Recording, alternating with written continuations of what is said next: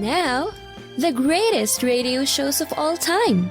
Suspense. The Shadow Node. Washington calling David Harding, counter-spy. Classic radio theater. The Great Gildersleeve. Fibber McGee and Molly. Dragnet. Gunsmoke. The Lone Ranger.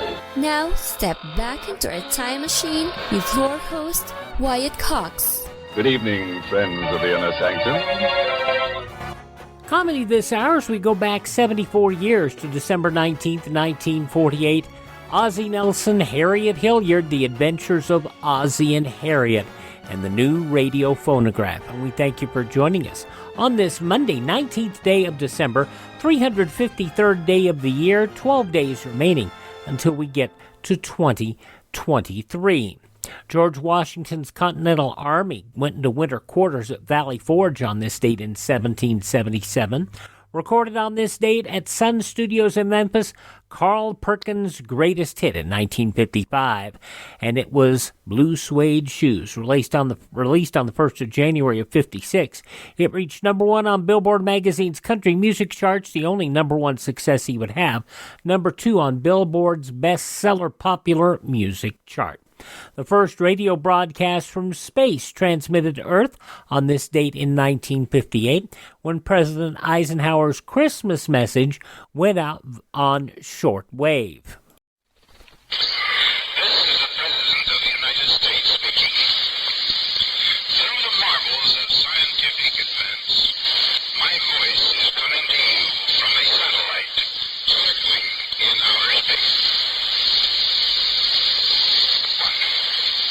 Through this unique means, I convey to you and to all mankind America's wish for peace on earth and goodwill toward men everywhere. After just 12 days in space, the satellite's batteries ran out, and in January, the satellite burned upon re-entering Earth's atmosphere. 1972, Project Apollo, the last manned flight to the moon, Apollo 17, crewed by Eugene Cernan, Ron Evans, and Harrison Schmitt, returned to Earth. It was on this date in 1974 the Altair 8800 microcomputer kit went on sale. The kit price, $439, over $1,900 in today's dollars. Assembled, it would be $621. Over $2,700 today. That pocket phone you've got, Android or iPhone, more powerful than that computer by factors of 10 or more. 1974, Nelson Rockefeller sworn in as the 41st Vice President of the United States. Raise your right hand and repeat after me. I, Nelson Aldrich Rockefeller, I, Nelson Aldrich Rockefeller, do solemnly swear that I will support and defend the Constitution of the United States Constitution of the United States against all enemies, foreign and domestic, against all enemies, foreign and domestic, that I will bear true faith and allegiance to the same, that I will bear true. Nelson Rockefeller, appointed by President Gerald Ford, neither one elected to either office on this date in 1974. The Sino-British Joint Declaration stating the People's Republic of China would resume the exercise of sovereignty over Hong Kong and the UK would restore Hong Kong with effect from July 1st of 1997, signed in Beijing by Deng Xiaoping and British Prime Minister Margaret Thatcher. The agreement fully meets the political requirements of Britain and China, as well as the interests of the Hong Kong people. It provides the framework in which, as a special administrative region of the People's Republic of China, Hong Kong will maintain its economic system and way of life for 50 years after the 1st of July, 1997. Life much different in today's Hong Kong, but that turned this country back over. The district, Hong Kong back to China on this date in 1984.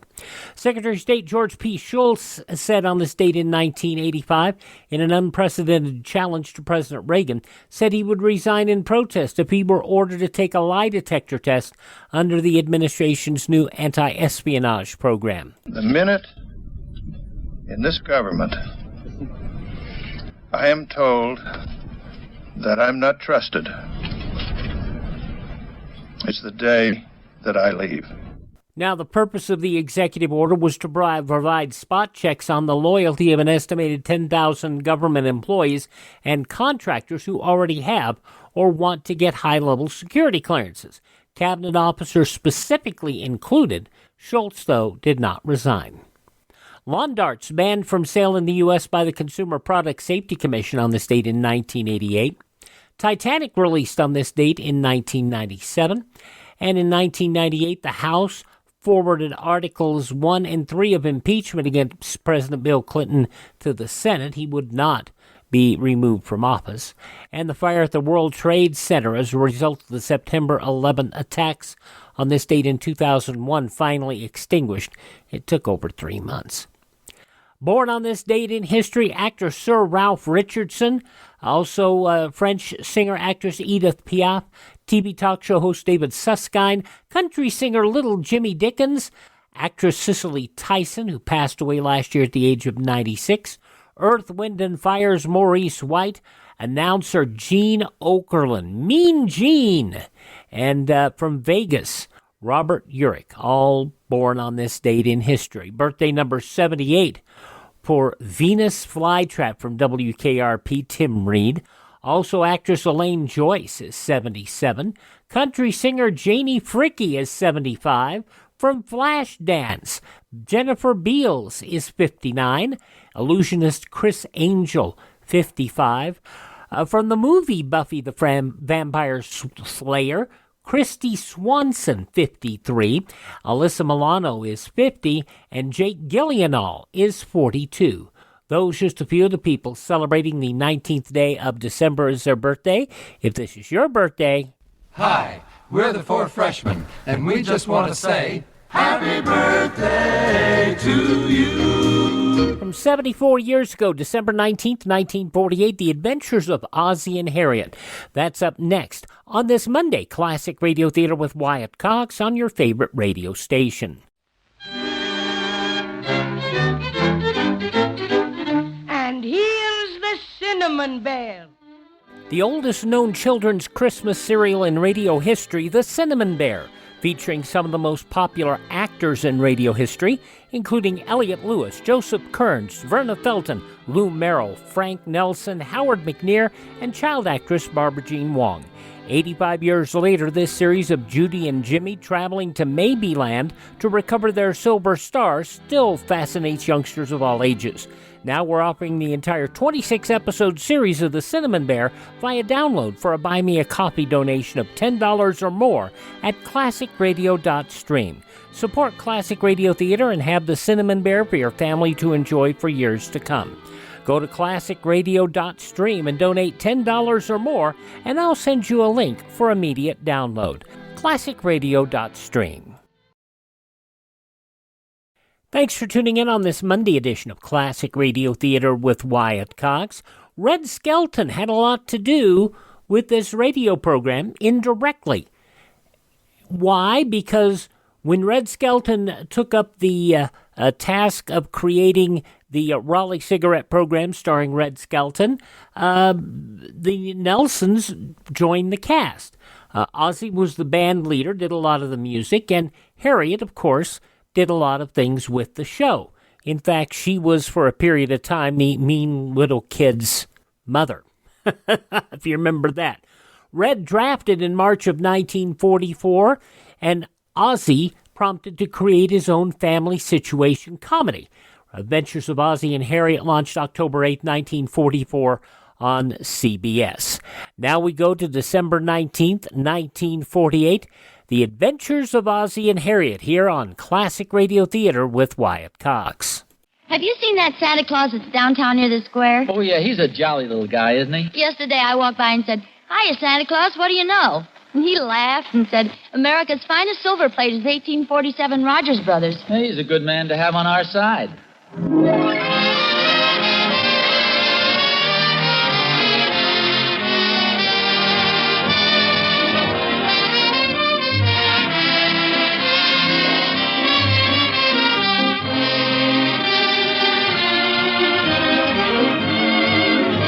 America's finest silver plate is 1847 Rogers Brothers. From Hollywood, International Silver Company, creators of 1847 Rogers Brothers Silver Plate, presents The Adventures of Ozzie and Harriet, starring America's favorite young couple, Ozzie Nelson and Harriet Hilliard.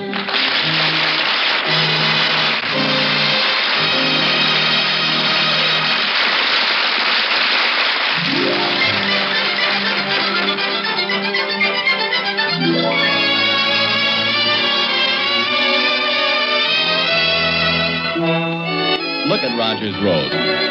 Oh, you can certainly tell Christmas is coming. Some folks even have their trees trimmed already. And look there at 1847 where the Nelsons lived. There's a wreath in the window. Say, can that music possibly be coming from the Nelsons' house? Of course, there they are, the whole family. Ozzie, Harriet, David, Ricky, and even Nick, the family dog, all gathered in front of the radio. It's only 10:30 in the morning. What's music like that doing on the radio at this hour? Has Just Plain Bill changed his theme song? Oh, I see. They're listening to a record on the phonograph. Oh,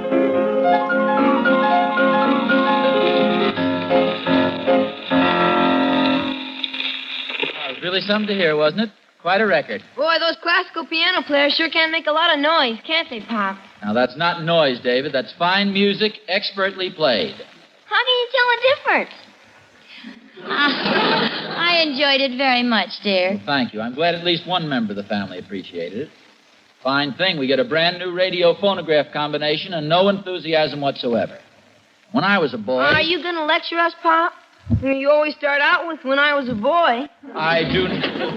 Do I, Harriet? I'm afraid you do, dear. Fool 'em this time. Start out with when I was a girl.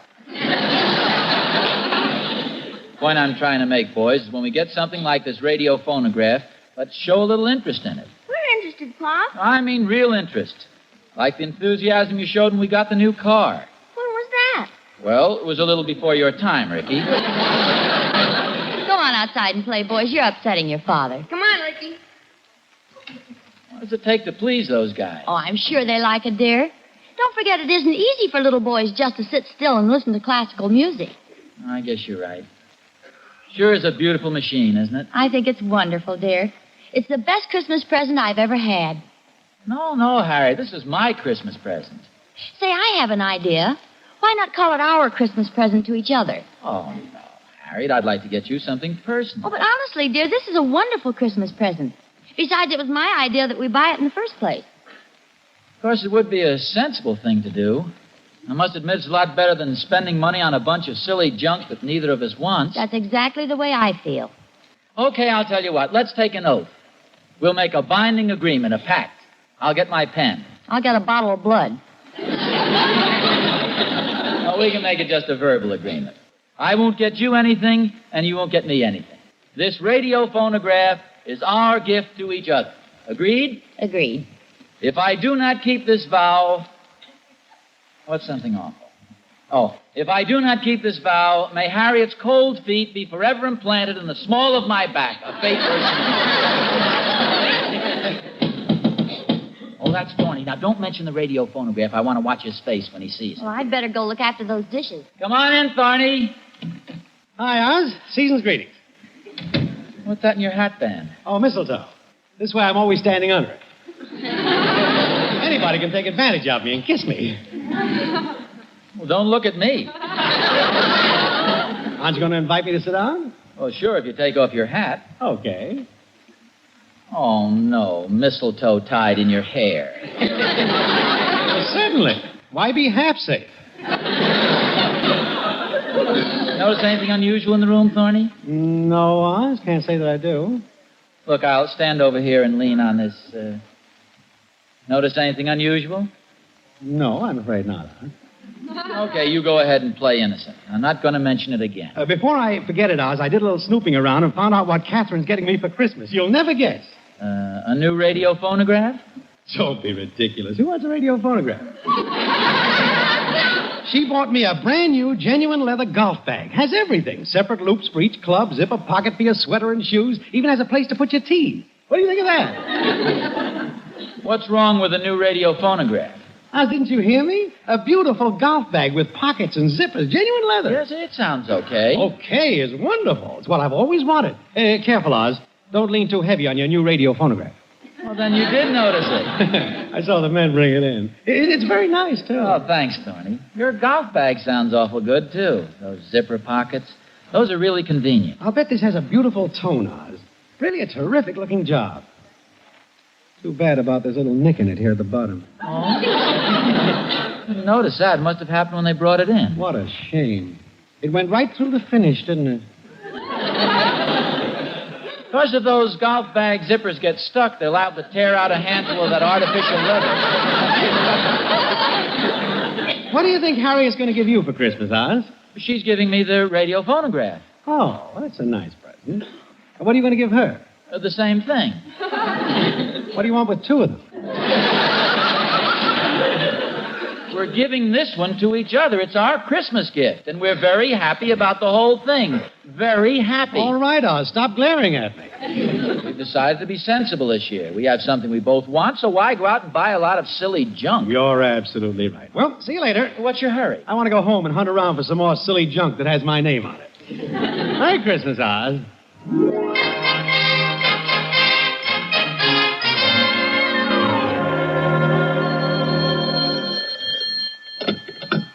Hello?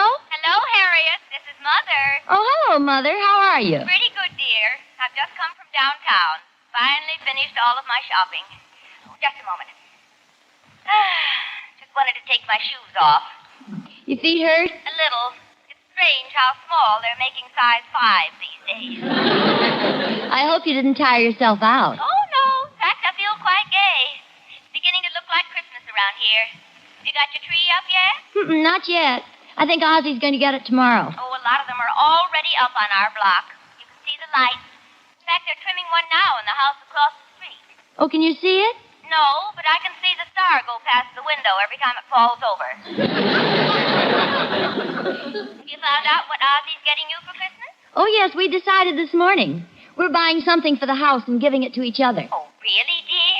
What is it? It's a new radio phonograph. It's really beautiful, too. Oh, that sounds nice. Are you having it delivered on Christmas? No, it's already here. Well, Ozzie's going to give you something else, isn't he? No, Mother. We decided to be sensible this year. It's our one and only gift. Harriet, dear, there are 2 times when you're not supposed to be sensible. Finding a husband and Christmas. Well, we're really very happy about it, Mother. Well, for myself, I just love opening presents. But if you and I... Oh, this only includes Ozzie and me. We intend to get gifts for the boys and you. Now, don't bother with me, dear. I'll be happy just knowing that you have a nice new radio phonograph. Oh, now, Mother, Really, please. dear, I don't mind. You can just call me on the phone and play some records for me. But we want to get you something. No, Harriet, no. Well, only one gift, then. Oh, I just can't understand why Ozzie's forcing this agreement on you. Well, he's not forcing it on me, Mother. We're forcing it on each... we think it's the sensible thing to do. Well, all right, dear. As long as you're happy, that's all that matters. You are happy, aren't you? Yes, Mother. Before I hang up, I want you to smile. I'm smiling, Mother. All right, dear. Goodbye.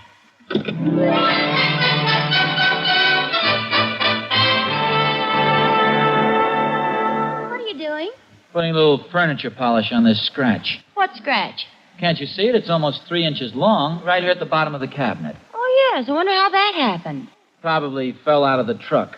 Moving men were probably music haters. Oh, it's nothing, dear. You can hardly see it. Be all right after I get the polish rubbed in.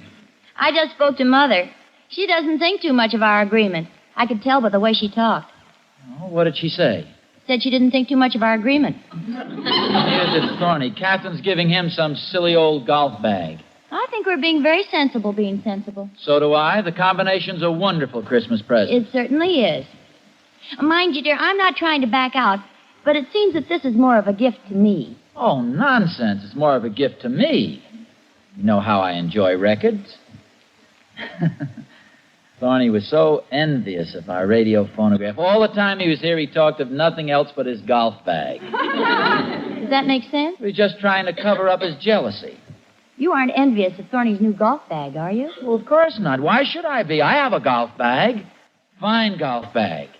That canvas one out in the garage. That's not a very good one, is it? Well, of course it is. It's a little shabby and dirty, but it's plenty good. In fact, I always attract a lot of attention with it. It's the only golf bag I know of you can put the clubs in the top and take them out of the bottom. I still think that our gift to each other is a very sensible and practical idea. Oh, of course it is. Come on, let's enjoy it. Put on a couple of records. Okay.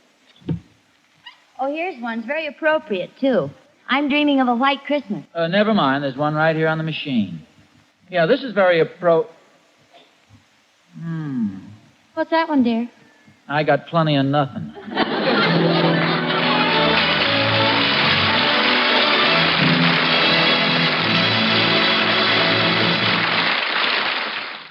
Ozzie and Harriet was on CBS and NBC from 1944 until 1949. Then they moved to ABC in kind of a package deal to make sure the television program was available that hadn't quite yet been created. December 19th, 1948, Ozzie and Harriet on Classic Radio Theater.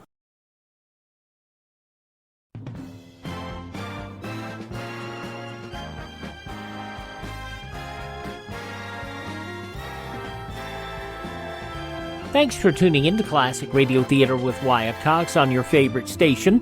We're listening to The Adventures of Ozzie and Harriet this hour, as it was originally broadcast Sunday, December 19th, 1948. In the newspapers of that Sunday, 74 years ago, these were some of the headlines. The United States and the 5 Western European powers are coordinating their military forces in Europe for quick action under a single commander in the event of trouble with Russia. It was disclosed yesterday in Washington. Reporting this, military and diplomatic officials said such coordination is a reasonable and logical development in line with long-range defense arrangements rapidly being worked out with Great Britain, France, Belgium, Luxembourg, and the Netherlands. Canada would join the long-term project as it's now envisioned. Chinese government troops reported yesterday to be falling back from the broken Wang River defense line to new positions about 30 miles north of Nanking. The general retreat from the wall line began after the communists had outflanked Pingpu, anchor of the line, 108 miles northwest of the capital. At least a third of Pingpu's 300,000 population had fled with the retreating army. Russia agreed to take part in a new effort to write a peace treaty for Austria. All the 4 big powers now have agreed that negotiations on the treaty should be resumed. The next move appears to be up to the United States, whose representative was acting chairman when the last 4 power meetings on the subject ended without result in May. The Dutch government announced it had started a new police action in Indonesia. This was expected to lead immediately to large-scale fighting with the Indonesian Republic. Military operations launched by the Dutch in July 1947 were described officially as a police action, but they developed into an all-out war which continued until it was halted by 2 UN ceasefire orders. U.S. officials in Washington said America's 4-year plan for Japanese economic recovery may take 8 years to succeed. They blame the slow progress on the advance of communism in China and Japan's own internal troubles. A story of work and thrift unfolded in Louisville, Kentucky. A scrub woman at General Hospital who put 4 children through school on her small pay announced she planned to retire soon in a $6,500 house she bought for cash. Mrs. Rose Esther, now 68, declared proudly, "I never got any help from anyone, though lots of people offered help. I started out by putting aside $3 to $4 when I could. After a while, I'd save $40 and finally $100. Mrs. Esther recalled that she had an easy life as a bride in Marion, Kentucky. Her husband, a prosperous tobacco merchant, bossed hundreds of men. But after the First World War, she said the bottom dropped out of the market. They lost everything. They moved here, and Esther's trying to make a comeback, suffered a stroke, and died. Mrs. Esther held several low-paying jobs before becoming a scrub woman, starting at $45 a month. 3 of her 4 children now own their own businesses. Those some of the day's top news stories as reported in the newspapers of Sunday, December 19th, 1948, on your radio, The Adventures of Ozzie and Harriet. And that will continue following these important messages. You're listening to the Monday edition of Classic Radio Theater with Wyatt Cox right here on your favorite radio station. Well, Christmas shows continue on Tuesday's Classic Radio Theater. Jimmy Stewart in an episode of The Six Shooter from 69 years ago, December 20th, 1953. Brett Ponson's Christmas Carol, the story of a Christmas Carol retold with a Western motif, with Howard McNear portraying the role of Scrooge. That'll be coming up on tomorrow's Classic Radio Theater. Let's wrap up this Monday edition with The Adventures of Ozzie and Harriet, December 19th, 1948, 74 years ago today.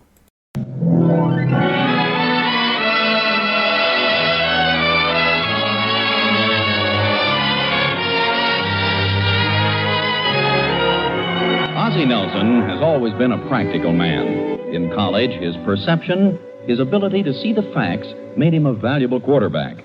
A good example was the Rutgers-Cornell game. It was the last quarter, and Rutgers was trailing 41-0. They had the ball on their own 10-yard line, 4th down, 37 yards to go, 1 minute remained to play. Practical Ozzie sized up the situation in a flash. Calmly, he stepped into the huddle, turned to his teammates, and said, "This is hopeless. Let's quit."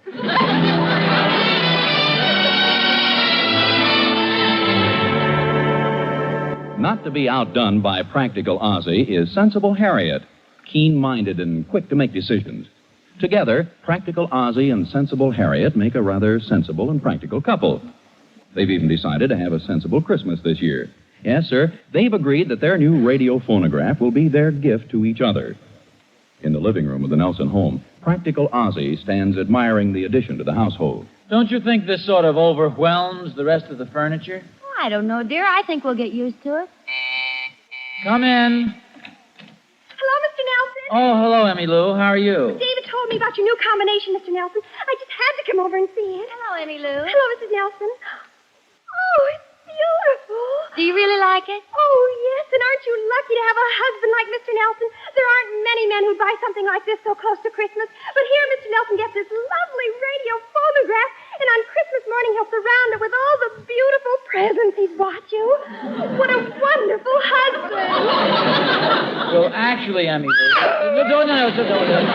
Wait a minute, Emmy Lou, you don't understand. Yes, I do, Mr. Nelson. You're a man who knows how to keep romance alive. You're a man who knows how to keep romance alive. A man who tries to make each Christmas better than the one before. Yes, you've got a point. You can be summed up in one word, Mr. Nelson, and that word is... No, please, Emmy Lou, I don't deserve it. One maybe, yes, you do, Mr. Nelson. No, Emmy. Well, goodbye, Mrs. Nelson. And goodbye, Mr. Nelson. Generous, big-hearted, bankrupt Mr. Nelson.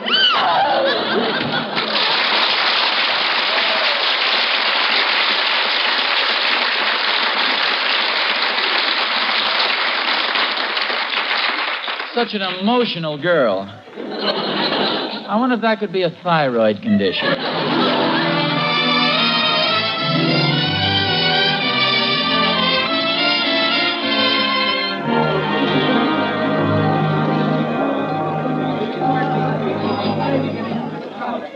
What a mob. Why in the world does everybody have to wait till the last minute to do his Christmas shopping? Now, seeing all these silly things makes you realize how sensible we're being, doesn't it, Harriet? Harriet? Come on, dear, keep moving. Oh, I'm sorry, madam. I thought you were my wife. Fresh. Harriet, where are you? I'm right behind you, dear. Oh, Ozzie, isn't that a beautiful nightgown? where's that? That blue lace one over there on that dummy. It's not very practical, of course. Isn't it awfully thin? Thin? Yeah, the nightgown. Oh, not the dummy. The nightgown is thin. Well, it's supposed to be thin. Isn't it a lovely shade of blue? Well, it's blue because you freeze to death in it. I wonder what those dummies are made of.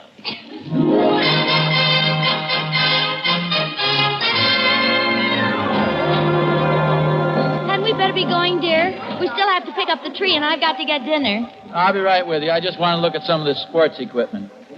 Isn't it awful when you think of all the husbands and wives who are going to give each other silly, impractical gifts like these? That's a good-looking fishing pole, isn't it? Say, that's not bad. I bet you could pull in some big fish with that one. Well, well, sir, it's easy to tell that you're fish-minded. Oh, that's just my hair oil. You certainly know which is the best equipment. You are no doubt an expert. Oh, I've done a little fishing. Yes. It is a beauty, isn't it? I take it you're dropping a little hint as to what you'd like for Christmas, huh? No, we're being sensible this year. And there's nothing more sensible than this Flexo fly rod. Flexible yet unbreakable. It's a nice-looking rod, all right. Look at the light in your husband's eyes, madam. Mm-hmm, I noticed it. Of course, that might be left over from the negligee we were just looking at. No, I'd know that look anywhere. That's the fly rod fisherman glaze. Here, take it in your hand. Feel the new lightweight. Note the whip in it. Can't you just see yourself in some cool mountain stream on a warm summer day? Funny, I can almost feel the clear water lapping at my feet. Oh, I'm sorry. It's that darn drinking fountain that's been leaking all day. I hate to hurry you, dear, but I think we better be going. Yeah, I guess you're right. Thank you very much for the demonstration. Oh, glad to do it. Anytime you want anything in the way of fishing equipment, just ask for me. That's my section. I'll do that. What's the name? Salmon. George Salmon. We got everything now, haven't we? Yes, everything except the Christmas rod. The Flexo, the Christmas tree. Ozzie, why don't you pick up the tree and I'll go home and fix dinner? Well, what's the rush? It's only... Yeah, maybe that would be a good idea. I'll see you back home. Okay, goodbye, dear. Goodbye. Goodbye. Mr. Salmon. Oh, that's you. For a second, I thought there was a leak in one of our basketballs. How much is that fly rod my husband was looking at?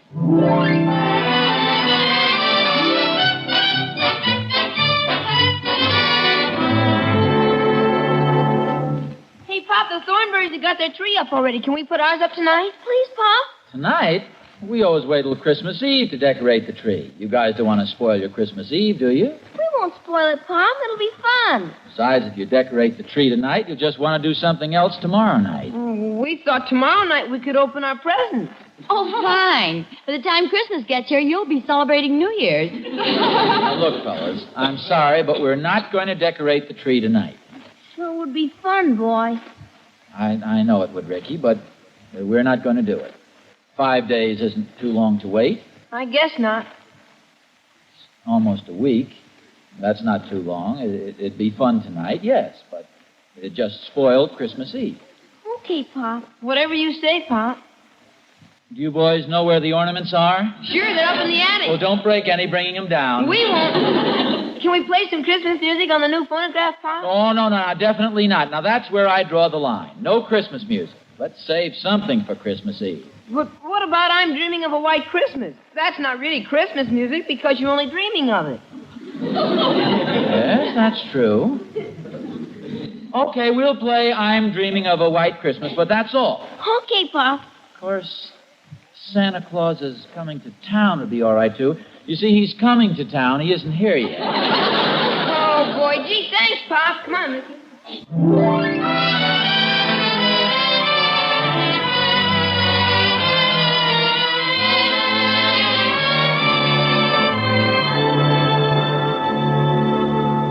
Oh, it's pretty late, dear.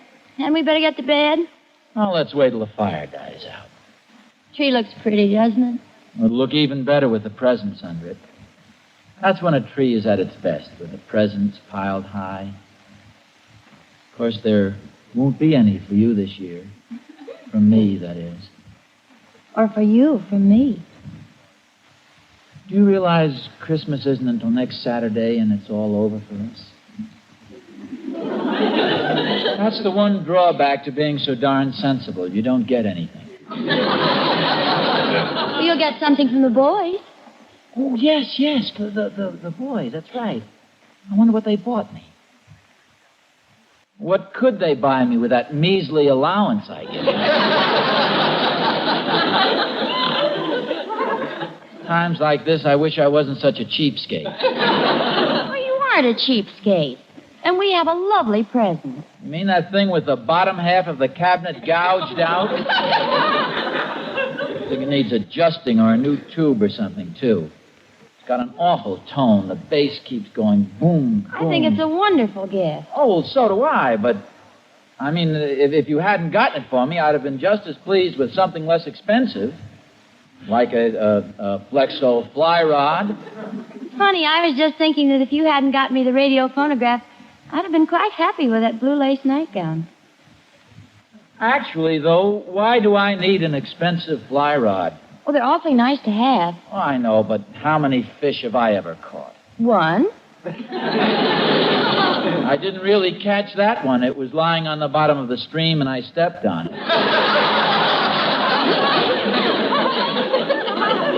The blue lace nightgown isn't very sensible either. Much too flimsy. I'd freeze in it. Oh, you could wear your flannel pajamas under it. We've been very sensible. Oh, very practical. Ozzie, would you rather have the fly rod than the radio phonograph, and tell the truth? Oh, possibly so, but I'm not sorry about our agreement. You can get it for me on my birthday. Next to a fly rod, I'd rather have a radio phonograph. If I didn't get a new tennis racket or maybe a golf bag. But you would like a fly rod. Well, I guess so, but it's so impractical. You could never wrap a present like that. It's too long. Oh, no, it's collapsible. And then you remove the reel and wind the line up. Oh, well, then you could probably... Harriet, you broke our agreement. You bought me the fly rod. Oh, no, dear. You didn't?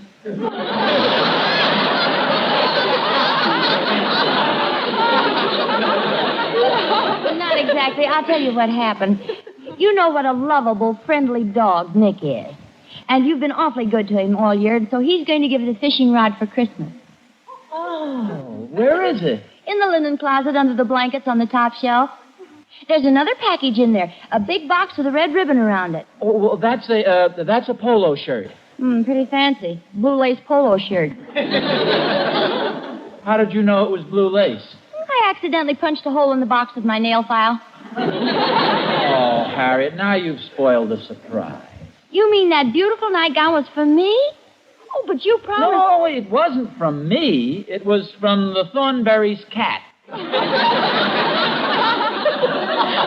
I think we're showing real strength of character, keeping our agreement like this. Gee, I wish you hadn't told me about Nick buying me the fly rod. What a thoughtful dog he is. Maybe we ought to give him the Thornberry's cat for Christmas.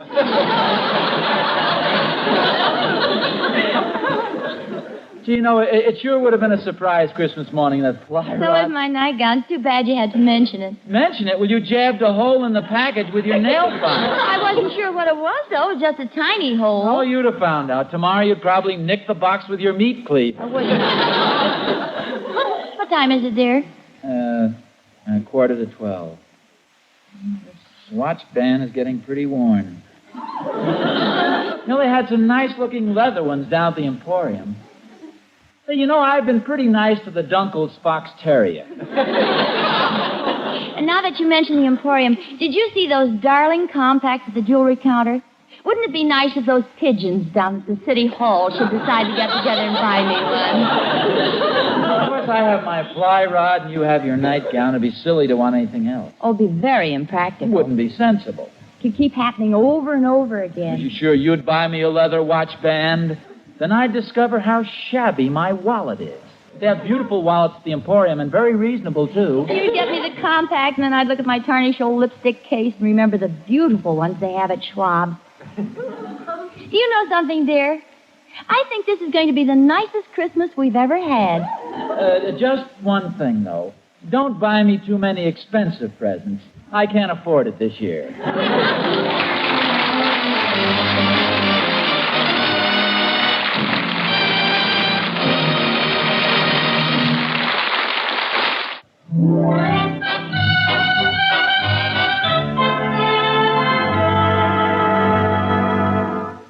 No, this phonograph really has a beautiful tone.